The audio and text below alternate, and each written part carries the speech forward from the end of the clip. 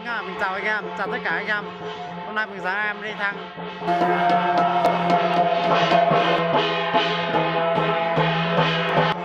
dân tộc Mông Mì, dẫn tất cả anh em đi thăm đây nhá.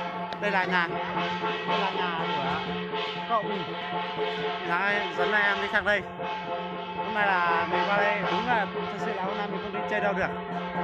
Đấy, không có gì làm nên mình qua đây chơi. Video dân tộc xem này là khá vui, nói chung là không đi đâu việc nhưng khá vui nhá. Dẫn anh em ra đây chơi. Điện thoại mình ở trên đấy ồn quá, mình dẫn anh em sang bên này tí. Đúng là điện thoại mình cũng khá tàu nên mình qua được video như nào anh em xem đi đấy nhá. Mình dẫn anh em đi sang đây xem. Anh em đi qua đây mà anh em đi qua đây xem là mình làm tất cả nhá. Đây. Nói chung là hôm nay không đi đâu được nhưng mà nói chung là khá vui đúng không?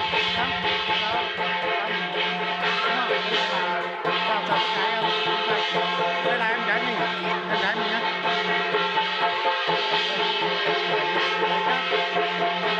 Mình dẫn anh em đi qua đây, mình cắt ra video này nhá. Mình quay mặt trước này vào trong mình không thấy rõ. Anh em không cảnh cho tí.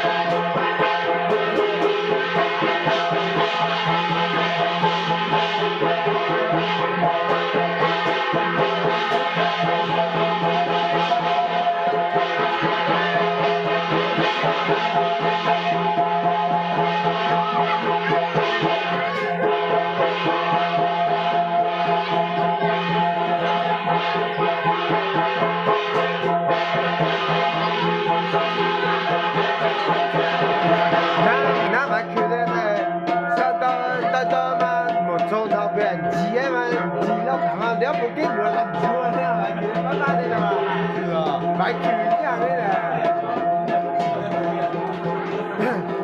就對唔開嘛，目標係對住咧方，你有目標對住咧嚇，呢個乜花呢？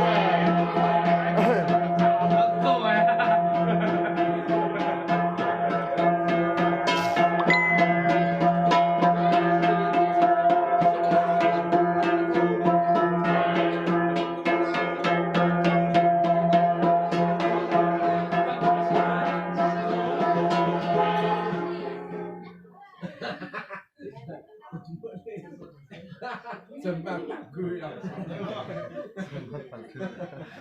那你不正经嘛？人家从搞产业发展怎样？就讲这个，你刚去了那弄的。